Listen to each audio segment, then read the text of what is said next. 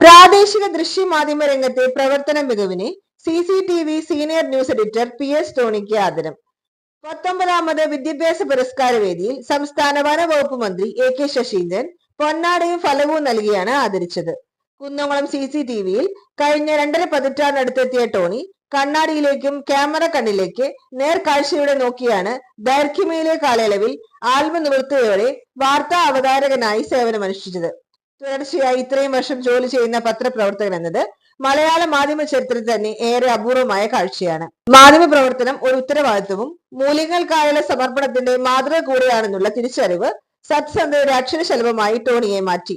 CCTVയുടെ നിലപാടുകൾ ജനങ്ങളിലേക്ക് എത്തിക്കാനുള്ള പ്രതിനിധിയായി ചുവടുവെച്ച ടോണി പ്രദേശത്ത് സജീവ മുഖമായി മാറി.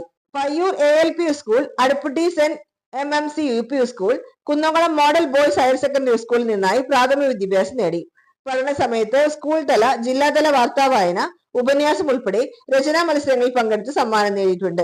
ഈ ആത്മവിശ്വാസം കൈമുതലാക്കിയാണ് ജേർണലിസ്റ്റ് ട്രെയിനിങ് കോഴ്സ് എടുത്ത് പഠിച്ച് തുടർന്ന് CCTVയിൽ റിപ്പോർട്ടറായി ജോലി ലഭിച്ചത്.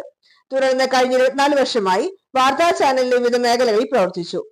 വാർത്ത എന്ന വാക്കിന്റെ ഉണർവോടെ പ്രേക്ഷകരിൽ ആത്മബന്ധവും വിശ്വാസവും വളർത്തിയാണ് ടോണി മാധ്യമ പ്രവർത്തനത്തിൽ മുന്നേറുന്നത്. പഴഞ്ഞിയാനൂർ പ്ലാങ്ങരത്ത് വീട്ടിൽ പോൾസൺ മോളി ദമ്പതിമാരുടെ മകനാണ് ടോണി. ശ്രുതിയാണ് ഭാര്യ. വിദ്യാർത്ഥിയായ മെർലിൻ, ടിൻസൺ എന്നിവർ മക്കളാണ്. ആദരവ് ചടങ്ങിൽ മുൻ വ്യവസായ വകുപ്പ് മന്ത്രിയും കുന്നംകുളം MLAയുമായ AC മൊയ്തീൻ അധ്യക്ഷനായി.